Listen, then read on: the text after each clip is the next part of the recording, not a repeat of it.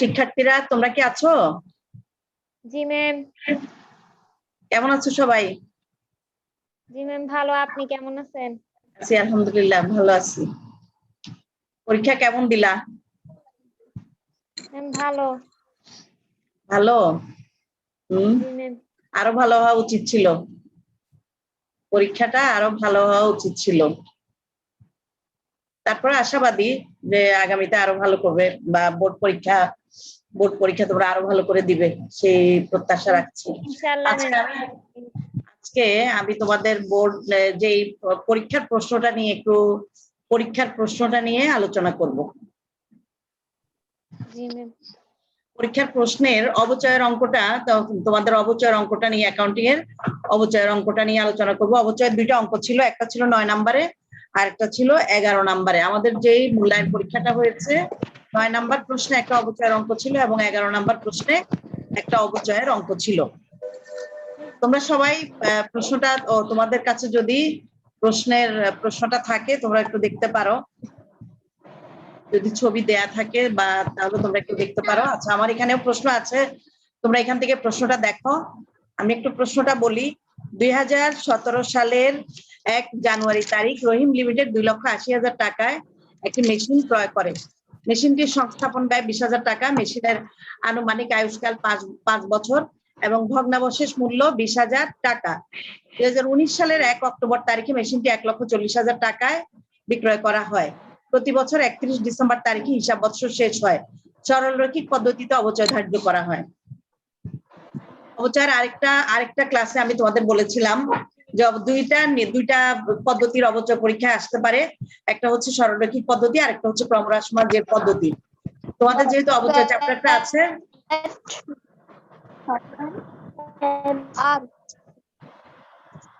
কথা বলছো শোনা যাচ্ছে মেয়েরা? জি ম্যাম শুনতেছি। হ্যাঁ, তোমরা প্রশ্নটা একটু দেখো। যারা যারা প্রশ্নটা বোঝো নাই তারা একটু এখন বোঝার চেষ্টা করো। আমি আজকে দুইটা অঙ্কেরই একটু সলিউশনটা বলে দিব কিভাবে অঙ্কটা করতে হবে। তো একটা সরলরৈখিক পদ্ধতি আর একটা ক্রমহ্রাসমান জের পদ্ধতি। সরলরৈখিক পদ্ধতিতে প্রত্যেক বছর প্রারম্ভিক উদ্বৃত্তের উপর অবচয় ধরতে হয়, আর ক্রমহ্রাসমান জের পদ্ধতিতে প্রত্যেক বছর অবচয় বাদ দিয়ে যে ব্যালেন্স থাকবে তার উপর অবচয় ধরতে হয়। আমি অনেকেই তোমরা অঙ্কটা করতে পেরেছো, আবার অনেকে করতে পারোনি। তা আজকে একটু তোমাদেরকে 9 নাম্বার অঙ্কটা একটু তোমাদের প্রথমে 9 নাম্বার অঙ্কটা বলবো, মেশিন বিক্রয়ের লাভ ক্ষতি নির্ণয়। যারা তোমরা আমার সামনে আমার সাথে আজকে এখন ক্লাসে জয়েন করে আছো, তারা তোমরা খাতা নিয়ে বসতে পারো, খাতায় একটু লিখো কিভাবে আমরা মেশিন বা যন্ত্রপাতির বিক্রয়জনিত লাভ ক্ষতি নির্ণয় করব। এই জিনিসটা কিন্তু আমাদের অবচয় চ্যাপ্টারে যেরকম করতে হয়, আবার নগদ প্রবাহ বিবরণীতেও আমরা করেছিলাম মেশিন বিক্রয়জনিত লাভ ক্ষতি কিভাবে বের করতে হয়। মেশিন বিক্রয়জনিত বা যন্ত্রপাতি বিক্রয়জনিত লাভ ক্ষতি বের করতে গেলে প্রথমে যেই মেশিন বা যেই সম্পদটা বিক্রয় হচ্ছে সেই সম্পদের অবচয় নির্ণয় করে ফেলতে হবে। ক্রয়ের তারিখ থেকে বিক্রয়ের তারিখ পর্যন্ত অবচয় নির্ধারণ করতে হবে। অর্থাৎ ক্রয় মূল্য থেকে অবচয় বাদ দিলে যেটা পাওয়া যায় সেটা হচ্ছে বহিমূল্য। ক্রয় মূল্য থেকে অবচয় বাদ দিলে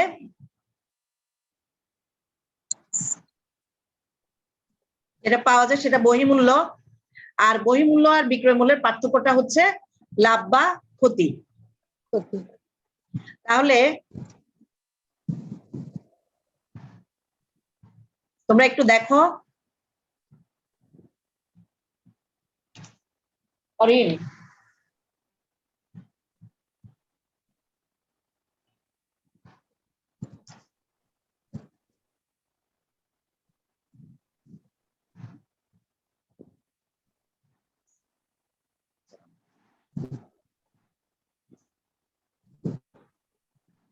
আমি তোমাদের 9 নাম্বার প্রশ্নটা একটু দেখাচ্ছি, উত্তরটা তোমরা কিভাবে লিখবে। যখন আমরা অবচয় বের করবো, অবচয়টা কিভাবে বের করতে হয় একটু দেখো। সম্পত্তির ক্রয় মূল্য, তার সাথে সংস্থাপন ব্যয় বা অন্যান্য যে আনুষঙ্গিক খরচগুলো থাকবে সেগুলো যোগ করতে হবে, ভগ্নাবশেষ মূল্য বাদ দিতে হবে, বাদ দিয়ে আয়ুষ্কাল দিয়ে ভাগ করলে যেটা পাওয়া যাবে সেটা হচ্ছে বার্ষিক অবচয়। তাহলে এখানে দেখা যাচ্ছে মেশিনের ক্রয় মূল্য ছিল 2,80,000 টাকা, অবচয় সংস্থাপন ব্যয় 20,000 টাকা, আবার ভগ্নাবশেষ মূল্য 20,000 টাকা। 5 বছর আয়ুষ্কাল দিয়ে ভাগ করলে আমরা যেটা পাবো, আয়ুষ্কাল দিয়ে ভাগ করলে যেটা পাওয়া যাবে সেটা হলো অবচয়, বার্ষিক অবচয়। তাহলে 1 বছরের অবচয় হচ্ছে 56,000 টাকা, অর্থাৎ 2017 সালের অবচয় 56,000 টাকা। এখন 2017 সালের অবচয় 1 বছরে ধরতে হবে, 18 সালের অবচয় ধরতে হবে, এবং 19 সালের অক্টোবর মাসে গিয়ে যন্ত্রপাতিটা যেহেতু বিক্রয় করা হচ্ছে 19 সালের অক্টোবর পর্যন্ত আমাদের অবচয় ধরতে হবে। তাহলে কিভাবে আসবে? 56,000 গুণ 2 অর্থাৎ 2 বছরের অবচয়, আবার 56,000-কে 12 দিয়ে ভাগ করে 9 দিয়ে গুণ করলে 9 মাসের অবচয় পাওয়া যাবে, অর্থাৎ জানুয়ারি থেকে সেপ্টেম্বর পর্যন্ত, জানুয়ারি, ফেব্রুয়ারি, মার্চ, এপ্রিল, মে, জুন, জুলাই, আগস্ট, সেপ্টেম্বর, অর্থাৎ 9 মাস। 9 মাসের অবচয় ধরলে আসবে 42,000 টাকা। বুঝতে পারছো সবাই? 56,000 টাকা হচ্ছে 1 বছরের অবচয়, 2 বছরের অবচয় হবে 56,000 গুণ 2, আর তৃতীয় বছরে গিয়ে 2019 সালের অবচয় হবে 56,000-এর 12 ভাগে 9 করলে, অর্থাৎ 9 মাসের অবচয় 42,000 টাকা। তাহলে 3 বছরের মোট অবচয় আসবে 1,54,000 টাকা। এবার সম্পত্তির ক্রয় মূল্য থেকে অবচয় বাদ দিলে যেটা পাওয়া যায় সেটাকে আমরা বলি বহিঃমূল্য। তাহলে 2,80,000 ক্রয় মূল্য, 20,000 টাকা হচ্ছে সংস্থাপন ব্যয়, টোটাল যন্ত্রপাতির মূল্য, তারপরে ওখান থেকে 1,54,000 টাকা বাদ দিয়ে আমরা পাবো 1,46,000 টাকা। এটা হচ্ছে বহিঃমূল্য। বুঝতে পারছো সবাই? 1,46,000 টাকা বহিঃমূল্য। তারপর এখন আমরা লাভ বা ক্ষতি কিভাবে নির্ধারণ করব? বিক্রয় মূল্য আর বহিঃমূল্যের মধ্যে আমরা পার্থক্য নির্ণয় করব। যদি বিক্রয় মূল্য বড় হয় লাভ হবে, আর যদি বিক্রয় মূল্য ছোট হয় ক্ষতি হবে। তাহলে মেশিনটি 1,40,000 টাকায় বিক্রয় করায় ক্ষতি হলো 1,46,000 টাকা বহিঃমূল্য, আর বিক্রয় মূল্য হচ্ছে 1,40,000 টাকা। যেহেতু বিক্রয় মূল্য ছোট, তাহলে 6,000 টাকা আমরা কম পাচ্ছি, বহিঃমূল্য থেকে 6,000 টাকা আমরা কম পাচ্ছি, সুতরাং এই 6,000 টাকা হলো ক্ষতি। এভাবে আমরা মেশিন বিক্রয়জনিত লাভ ক্ষতি নির্ধারণ করব। আর যদি বহিঃমূল্যটা ছোট হয় বিক্রয় মূল্যটা বড় হয়, ধরো বিক্রয় মূল্য আসছে 1,50,000 টাকা, বহিঃমূল্য 1,46,000 টাকা, তাহলে 4,000 টাকা লাভ আসবে। এভাবে তোমরা বের করবে। আমি জানি অনেকে না বুঝে করেছো, অনেকে বুঝে করেছো, তারপর আমি তোমাদেরকে এটা বললাম যে সম্পত্তির প্রথমে অবচয় নির্ধারণ করতে হবে। সেটা সরলরৈখিক পদ্ধতি হতে পারে, ক্রমহ্রাসমান যে পদ্ধতি হতে পারে। যদি সরলরৈখিক পদ্ধতি হয় এই নিয়মে করতে হবে, আর যদি ক্রমহ্রাসমান যে পদ্ধতি হয় তাহলে প্রথমে সম্পত্তির মোট মূল্য অর্থাৎ 3 লক্ষ টাকা থেকে প্রথম বছর 2017 সালে প্রথম বছর 3 লক্ষ টাকা থেকে 56,000 টাকা আসবে অবচয়। তারপরের বছর হবে 56,000 টাকা বাদ দিয়ে বাকি টাকার উপর অবচয়। এর পরের বছর আবার 1,12,000 টাকা বাদ দিয়ে বাকি টাকার উপর অবচয়। তো ক্রমহ্রাসমান যে পদ্ধতির ক্ষেত্রে আমরা এইভাবে অবচয় নির্ধারণ করি না, আমরা বেশিরভাগ সময়ই অবচয় হার নির্ধারণ করি, তাহলে তারপরে সেই হার অনুযায়ী অবচয় বের করি। সরলরৈখিকের ক্ষেত্রে অবচয় হার নির্ধারণ না করলেও চলে, কিন্তু ক্রমহ্রাসমান যে পদ্ধতির ক্রমহ্রাসমানের ক্ষেত্রে কিন্তু অবচয় হার নির্ধারণ করতে হবে। তারপরে আমরা প্রথম বছর, দ্বিতীয় বছর এবং তৃতীয় বছরের অবচয় নির্ধারণ করতে পারবো। এভাবে আমরা করব। তাহলে আমরা প্রথম কাজটা করলাম, ক নাম্বার, মেশিন বিক্রয়ের লাভ ক্ষতি নির্ণয়। লাভও হতে পারে ক্ষতিও হতে পারে, প্রশ্নে দেয়া থাকবে লাভ ক্ষতি নির্ণয়, আমরা বের করব। লাভ হলে লাভ বের করব। আচ্ছা ম্যাম, যত বছর বলবে তত বছর অবচয়টা বের করতে হবে না? মানে পরের বছর ম্যাম যত মাস থেকে কিনছে সেটা ধরতে হবে, আর না বলে হাফ মাস। হ্যাঁ, যত মাস পর্যন্ত সম্পদটা কারবারে থাকবে তত মাসের অবচয় ধরতে হবে। এখন যদি মনে করো প্রথম বছর জুলাই মাসে ক্রয় করে, তাহলে প্রথম বছর কিন্তু 6 মাসে ধরতে হবে, পরের বছরগুলোতে গিয়ে আবার 1 বছরে ধরতে হবে। এভাবে করবে। বুঝতে পারছো সবাই? তোমাদের কোনো প্রশ্ন থাকলে তোমরা আমাকে করতে পারো। তাহলে প্রথম এই অঙ্কটার মধ্যে যেহেতু জানুয়ারি মাসে ক্রয় করা হয়েছিল, তাহলে 2017 সালে আমরা 1 বছরের অবচয় নির্ধারণ করেছি। 18 সালেও আমরা 1 বছরের অবচয় নির্ধারণ করব, যেহেতু 31 ডিসেম্বর তারিখে প্রত্যেক বছর সময় বছরটা শেষ হয় 31 ডিসেম্বর তারিখে। তাহলে 1 বছর হবে জানুয়ারি থেকে ডিসেম্বর পর্যন্ত। তো 17 সালে জানুয়ারি থেকে ডিসেম্বর পর্যন্ত 1 বছরের, 18 সালে জানুয়ারি থেকে ডিসেম্বর পর্যন্ত 1 বছরের, এবং 19 সালে জানুয়ারি থেকে সেপ্টেম্বর পর্যন্ত আমরা ধরবো 1 অক্টোবর তারিখ থেকে মনে করব বিক্রয় হয়ে গেছে, আর কোনো অবচয় ধরতে হবে না। এভাবে আমরা 3 বছর অবচয় নির্ধারণ করলাম। তারপরে আমরা লাভ ক্ষতি বের করলাম। লাভ ক্ষতি আসছিল আমাদের 6000 টাকা। এবার তারপরে বলা হচ্ছে 19 সালের অবচয় সংক্রান্ত লেনদেনের প্রয়োজনীয় জাবেদা দাখিলা দাও। হ্যাঁ, 19 সালের জাবেদাটা করতে বলা হয়েছে। এখানে 17 সালে জাবেদা করতে হবে না, 18 সালেরও জাবেদা করতে হবে না। আমরা জানি অবচয় সংক্রান্ত জাবেদা প্রত্যেক বছর 2টা করতে হয়। ক্রয় থাকলে একটা ক্রয়ের সম্পদ ক্রয় থাকলে সম্পত্তি ক্রয়ের জাবেদা করতে হবে, এবং অবচয় সংক্রান্ত 2টা জাবেদা করতে হবে। আর যদি বিক্রয় থাকে অবচয় সংক্রান্ত 2টা জাবেদা করতে হবে, আর বিক্রয় সংক্রান্ত জাবেদা করতে হবে। তো এখানে যদি অবচয়ের জাবেদা করতে বলা হয়েছে, তাহলে 2টা জাবেদা করলেও চলবে। আবার যদি কেউ দেখাতে চাও 3টা জাবেদাও করতে পারো তোমরা, অর্থাৎ বিক্রয় জাবেদা সহ করতে পারো। আমি রুমে আসবো। প্রথম জাবেদা, অবচয় সংক্রান্ত জাবেদা প্রথমটা কি হয় তোমরা বলো তো, মনে আছে?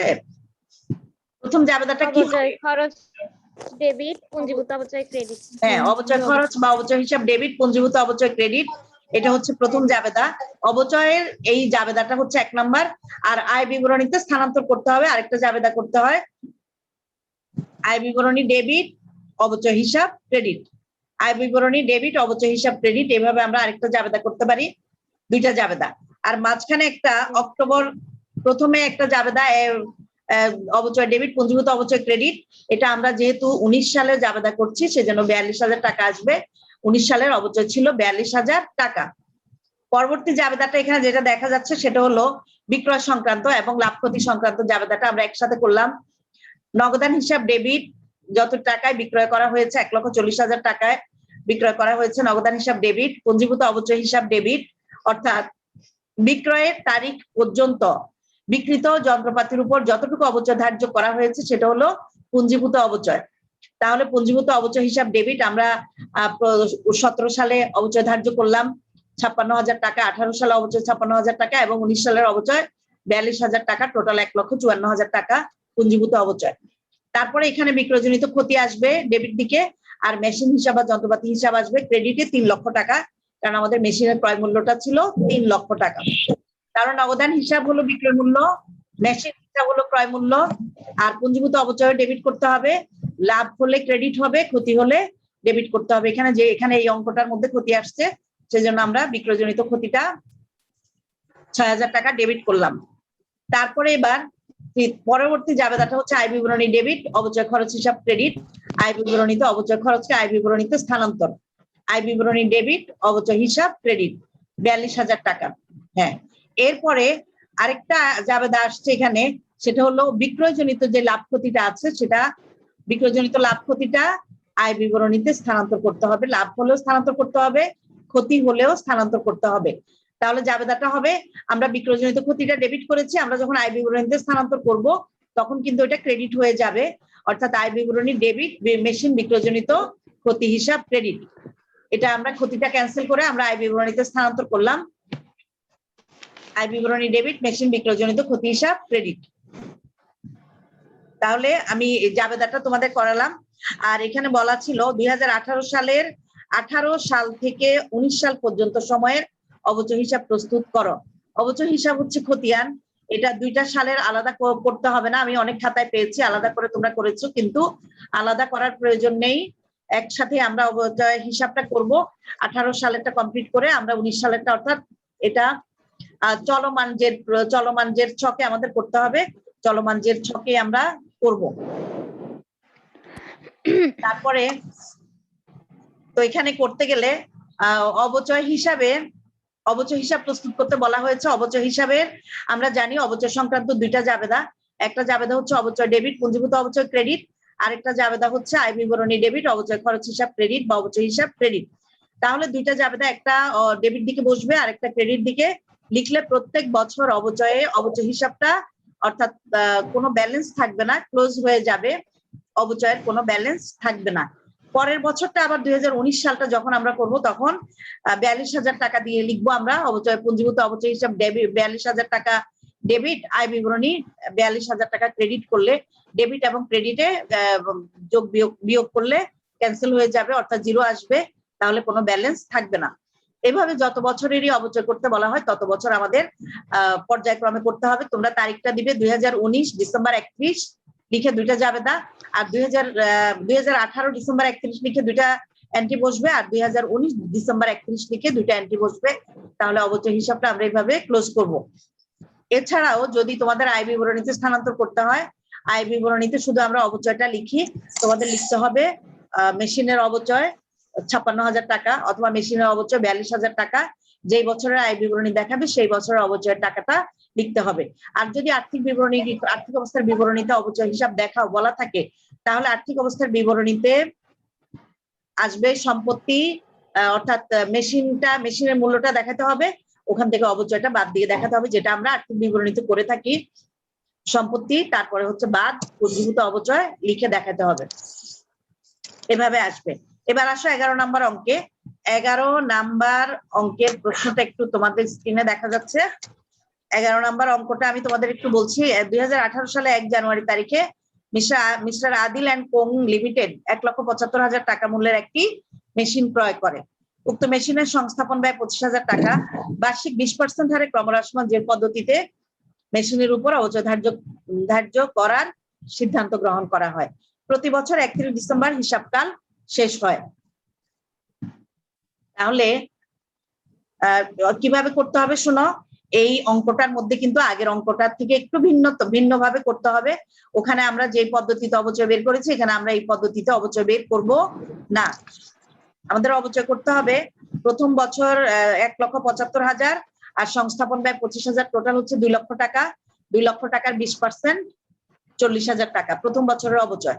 পরবর্তী বছরে যেহেতু ক্রমহ্রাসমান যে পদ্ধতি বলা আছে, পরবর্তী বছরের অবচয়টা ধার্য করতে হবে 2 লক্ষ থেকে 40,000 টাকা বাদ দিয়ে 1,60,000 টাকা, তার 20% 32,000 টাকা।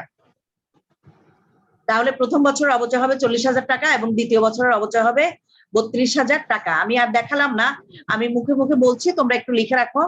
প্রথম বছরের অবচয় হবে 2 লক্ষ গুণ 20% সমান 40,000 টাকা প্রথম বছর, অর্থাৎ 2018 সালের অবচয়।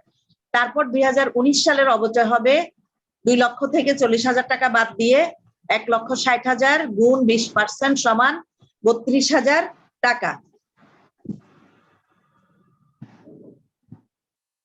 এভাবে ক্রমহ্রাসমান।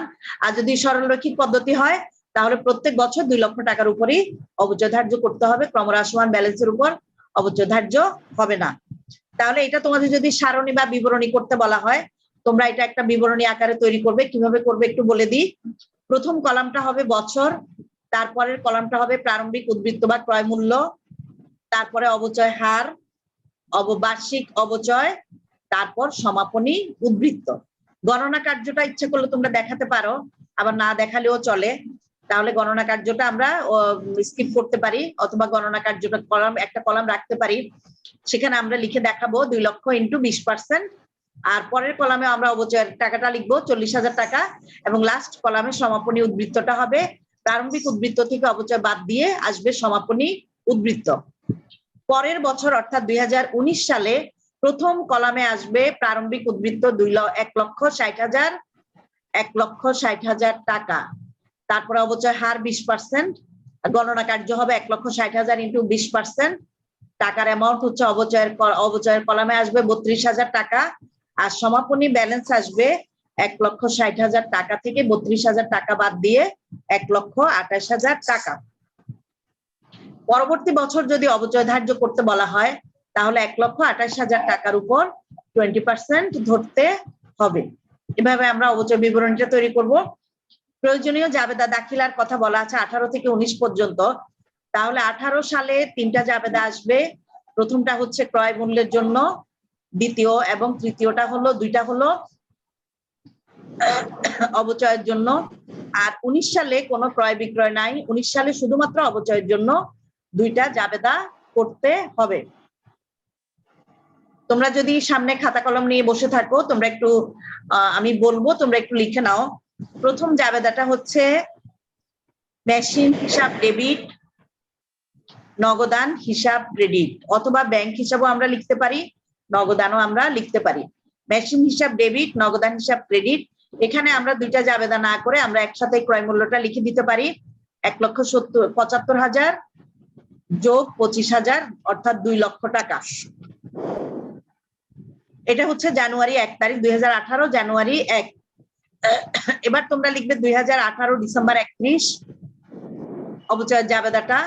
সবাই পারো অবচয়ের জাবেদাটা? দেখি বলো তো অবচয়ের জাবেদাটা। অবচয় খরচ হিসাব ডেবিট, আর পুঞ্জীভূত অবচয় হ্যাঁ, হিসাব অবচয় ক্রেডিট। হিসাব ডেবিট, পুঞ্জীভূত অবচয় হিসাব ক্রেডিট। অ্যামাউন্টটা হলো 40,000 টাকা, 2 লক্ষ টাকার উপর 20%, যেটা আমরা বের করেছিলাম। এই অবচয়ের জন্যই কিন্তু আরেকটা জাবেদা করতে হবে, অবচয়কে আয় বিবরণীতে স্থানান্তর।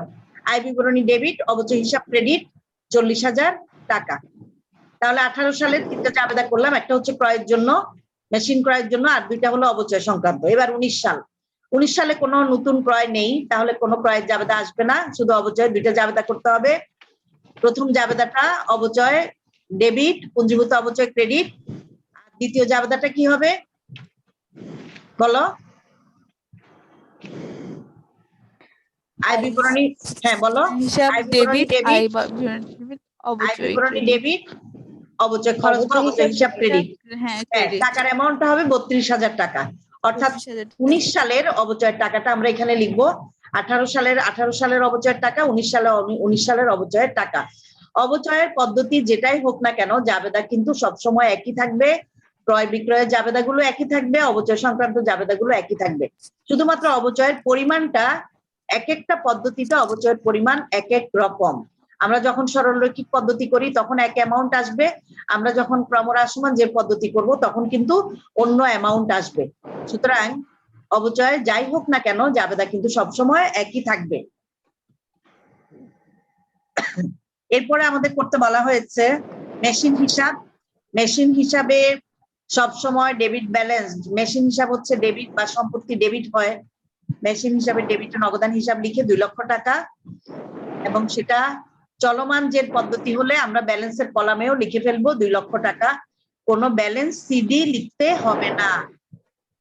আর আমরা যদি টি ছকে করি তাহলে কিন্তু ক্রেডিট দিকে ব্যালেন্স সিডিটা লিখতে হবে।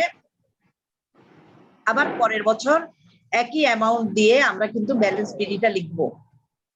এরপরে অবচয় সঞ্চিতি হিসাবটা বলি।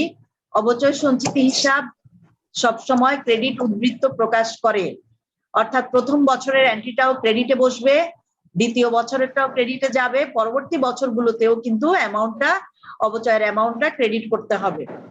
প্রথম বছর আসবে অবচয় হিসাব, জাবেদাটা ছিল অবচয় ডেবিট, পুঞ্জীভূত অবচয় ক্রেডিট বা অবচয় সঞ্চিতি হিসাব ক্রেডিট। অবচয় সঞ্চিতি এবং পুঞ্জীভূত অবচয় কিন্তু একই কথা।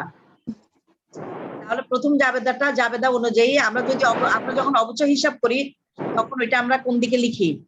অবচয় হিসাব যখন আমরা করি তখন কিন্তু আমরা ডেবিট করি, অবচয় ডেবিট, টাকাটাও ডেবিট দিকে বসবে। আর যখন আমরা অবচয় সঞ্চিতি হিসাব করব তখন কিন্তু টাকাটা অবচয় সঞ্চিতি ক্রেডিট, টাকাটাও কিন্তু পুঞ্জীভূত অবচয় বা অবচয় সঞ্চিতি ক্রেডিট, টাকাটাও কিন্তু ক্রেডিট দিকে বসে। ঠিক আছে? তাহলে পুঞ্জীভূত অবচয় লিখে পুঞ্জীভূত অবচয়ের হিসাবে আমরা লিখবো অবচয় হিসাব ক্রেডিট কলামে 40,000 টাকা।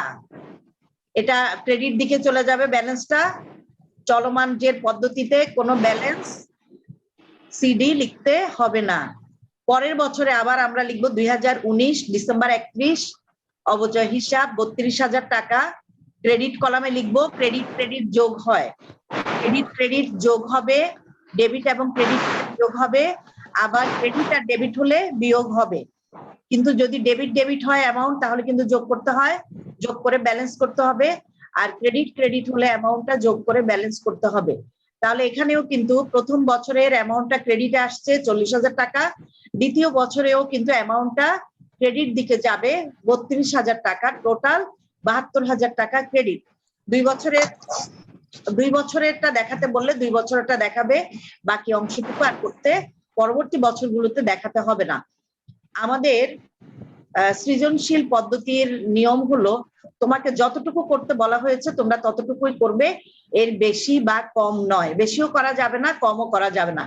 বেশি লিখলে বাড়তি নাম্বার দেওয়া হবে না, কম লিখলে কিন্তু নাম্বার কমবে। সুতরাং আমাদের যতটুকু করতে বলা হয় ততটুকুই আমরা করব। এভাবে আমরা দুইটা অঙ্ক করব। তোমরা অঙ্কগুলো বাসায় খাতায় করে ফেলবে, না মিললে আমাকে আমাকে নক করবে, আমি তোমাদেরকে অঙ্কগুলো আবার দরকার হলে আবার বুঝিয়ে দেব।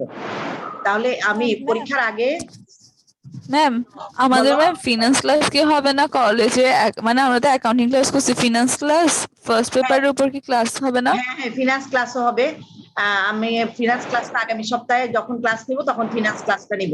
ঠিক আছে, তোমাদের ম্যাম 5টা। আমাদের প্রতিদিন নিলে হতো না, মানে যেমন বৃহস্পতিবার ম্যাম একটা অ্যাকাউন্টিং ফিনান্স ক্লাস নাই, প্রতিদিন থাকলে ম্যাম চর্চা হতো। না, প্রতিদিন আসলে ম্যাডামরা এতগুলো ক্লাস নিতে পারে না, বা তোমরা এতগুলো ক্লাস করতে পারবে না, তোমাদের তো সাথে সাথে অন্য ক্লাসও থাকে। হ্যাঁ, তোমাদের না ম্যাম অন্যান্য আমাদের সন্ধ্যাবেলা আর থাকে না ম্যাম, অ্যাকাউন্টিং এর পরে আর থাকে না, সন্ধ্যাবেলা কোনো ক্লাস থাকে না। আচ্ছা, তোমাদের কি বারে ক্লাস নাই? বৃহস্পতিবারে? ম্যাম হ্যাঁ, বৃহস্পতিবার একটা ক্লাস নাই, আবার ম্যাম সকালবেলা তো আছে এমনি ক্লাস, দুপুরবেলা বিকালবেলা আমার ফ্রি আছে ম্যাম, এখন হ্যাঁ, তো সব না লকডাউন সকালবেলা দিয়ে তো দিছে। ধরো আমাদের অনেক সময় কলেজে টলেজে যেতে হয়, আমি সকালে পারবো না। কিন্তু বৃহস্পতিবার দেখি হ্যাঁ ম্যাম, তোমাদের বৃহস্পতিবার রুটিনে একটা ক্লাস দেওয়া ম্যাম যায় দুইটা কিনা। ক্লাস দিতে পারেন, অ্যাকাউন্টিংও হ্যাঁ দিতে পারেন হ্যাঁ আবার হ্যাঁ। ফিনান্সও দিতে পারেন ম্যাম, আচ্ছা তো ঠিক আছে, সুবিধা হয় অ্যাকাউন্ট আমাদের। হ্যাঁ কারণ একসাথে ম্যাম তাহলে, ম্যাথ হ্যাঁ সবগুলো ম্যাম। একসাথেই হয়তো দিয়ে দিব। দেখে অ্যাকাউন্টিং ফিনান্স দুইটা ক্লাসই আমি নিব। আর ফিনান্সে জি জি তোমাদের ম্যাম। ফিনান্সের হলো 4টা অধ্যায়। 4টা অধ্যায় জি কি কি, ম্যাম, কোন কোন অধ্যায় দেখি বলো তো, দ্বিতীয় বুঝতে পারছেন? অধ্যায় ম্যাম, প্রথম হ্যাঁ অধ্যায়, তৃতীয় অধ্যায়, হ্যাঁ। তারপর অষ্টম আর নবম, অষ্টম লাস্টে মূলধন নবম। বাজেটিং আর ঝুঁকি। প্রথম অধ্যায় আছে, প্রথম অধ্যায় জি জি ম্যাম, প্রথম অর্থায়নের এক ধারণা। 1 3 8 9, ঠিক আছে না? জি ম্যাম। হ্যাঁ, 1 হ্যাঁ 3 ম্যাম। 8 9। আমি তোমাদেরকে জি একটু ম্যাম। হিন্টস দিয়ে দিই তোমরা কিভাবে করবে। নবম অধ্যায় থেকে তোমরা প্রত্যেকটা, আমাদের যেহেতু 11টা প্রশ্ন থাকবে, 11টা আমাদের অধ্যায় হলো কয়টা? 4টা। প্রশ্ন থাকবে চারটা কয়টা? ম্যাম। 11টা। তাহলে 11টা। যে কোনো অধ্যায়, প্রত্যেকটা অধ্যায় থেকে কিন্তু অঙ্কের চ্যাপ্টার গুলো যেগুলো আছে সেগুলো থেকে কিন্তু 3টা করে প্রশ্ন থাকার সম্ভাবনা জি শতভাগ। ম্যাম। অর্থের সমমূল্য থেকে অনেক অঙ্ক আসে, অর্থের সমমূল্য থেকে তোমরা 3টা অঙ্ক পেতে পারো। তারপরে মূলধন বাজেটিং থেকে 3টা অঙ্ক পেতে পারো। এবং ঝুঁকি ও মুনাফা থেকেও তোমরা 3টা অঙ্ক পেতে পারো। আর হচ্ছে প্রথম অধ্যায়টা থেকে হয়তো 2টা প্রশ্ন থাকতে পারে, এটা তত্ত্বীয় প্রশ্ন। আর সব চ্যাপ্টার থেকে কিন্তু তোমরা এমসিকিউ শিখবে। 30টা এমসিকিউ, 30টার মধ্যে ধরো কয়টা করে পড়বে? 4টা অধ্যায় তোমাদের, তাহলে 4 7 28, মিনিমাম 7টা করে থাকবে। এক একটা অধ্যায় থেকে 7টা করে এমসিকিউ প্রশ্ন থাকবে, কোন কোন অধ্যায় থেকে হয়তো 8টা করে দেয়া থাকতে পারে। অর্থাৎ 7 8টা করে তোমাদের এমসিকিউ প্রশ্ন থাকবে। তাহলে তোমরা যেই চ্যাপ্টারটাই ধরো বা শুরু করো সেটা কিন্তু A to Z করে ফেলবে। আমাদের পরামর্শ হলো, পরীক্ষা তোমাদের আজ হোক কাল হোক পরীক্ষা হবে। তোমাদের কিন্তু অনলাইনে পরীক্ষা, বোর্ড পরীক্ষা নেওয়ার সম্ভাবনা একদমই নাই। তোমাদের পরীক্ষাটা অফলাইনে হবে। আল্লাহ যখন করোনা পরিস্থিতি আবার ঠিকঠাক করে তখন কিন্তু কলেজ খুললে 3 মাস ক্লাস হবে, তারপর তোমাদের পরীক্ষা হবে। এখন তোমরা পড়তে থাকো, যতটুকু পারো আস্তে আস্তে করতে থাকো। সময় যেহেতু পেয়েছো, তোমরা ভালো করে একটু পড়ো।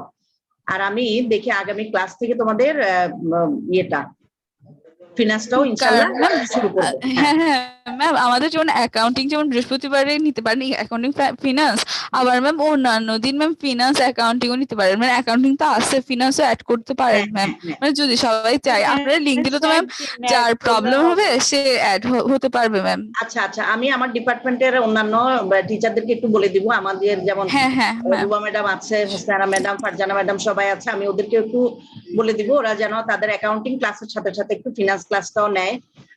আমি ওদেরকে বলে দিব, ঠিক আছে? হ্যাঁ, আর কোনো আচ্ছা প্রশ্ন ম্যাম। আছে তোমাদের? তোমরা কি আজকের অঙ্কগুলো বুঝতে পেরেছো সবাই?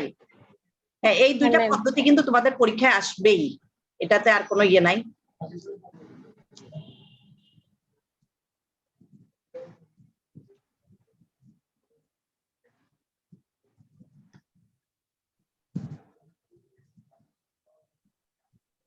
হ্যাঁ, ছাত্রীরা তোমরা আছো? জি ম্যাডাম। হ্যাঁ, শোনা যাচ্ছে না, দেখাও যাচ্ছে না, কি ব্যাপার? তোমাদেরকে আমি দেখতে পাচ্ছি না কেন? আছি তো ম্যাম।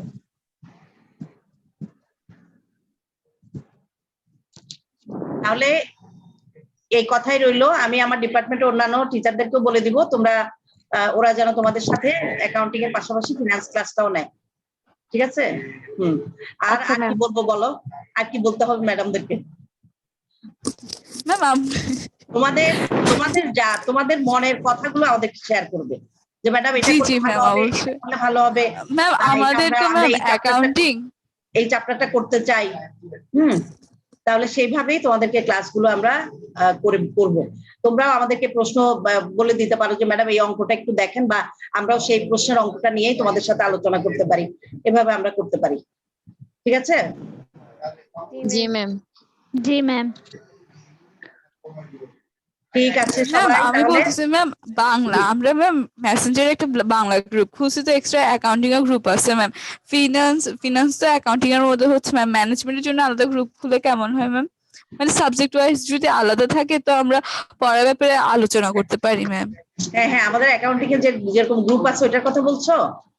জি জি ম্যাম। হ্যাঁ, ভালো হতো, কিন্তু এখন সেই গ্রুপ চালাইলে আমাদের ফারজানা ম্যাডাম অনেক কষ্ট করে তোমাদেরকে তোমাদের ওই গ্রুপটার সাথে সম্পৃক্ত আছে আমি জানি। জি জি ম্যাম। তো একেবারেই নাই, ওকে দিয়েই সব করাচ্ছি আর কি। ও থাকে, ও তোমাদেরকে কখনো বকা দেয়, কখনো ঠিক করে দেয়, কখনো যা হয় কথা ওর সাথেই। তা এখন এই কষ্টকর কাজটা না অনেক ম্যাডাম হয়তো করতে পারছেন না বলে গ্রুপটা নাই, কিন্তু আমি যতটুকু জানি ম্যানেজমেন্টেরও গ্রুপ আছে, তোমরা দেখো। আমাকে কিন্তু ম্যাডামরা বলছে ওদের ওনাদেরও গ্রুপ আছে। আসে তো। হ্যাঁ, তো ম্যানেজমেন্টের গ্রুপ আছে আমি জানি, অ্যাকাউন্টিং এর যেরকম গ্রুপ আছে ম্যানেজমেন্টেরও গ্রুপ আছে। তোমরা ম্যানেজমেন্টের গ্রুপ আছে, আমাকে একটু অ্যাড করাই দিও তো, আমি অ্যাড যারা নাই ভাই। হ্যাঁ তোমাদের সহপাঠীদের সাথে কথা বলে যারা গ্রুপের সাথে আছো, তোমরা যারা গ্রুপে অ্যাড নাই তাদেরকে অ্যাড করে জি নিও, জি ঠিক আছে?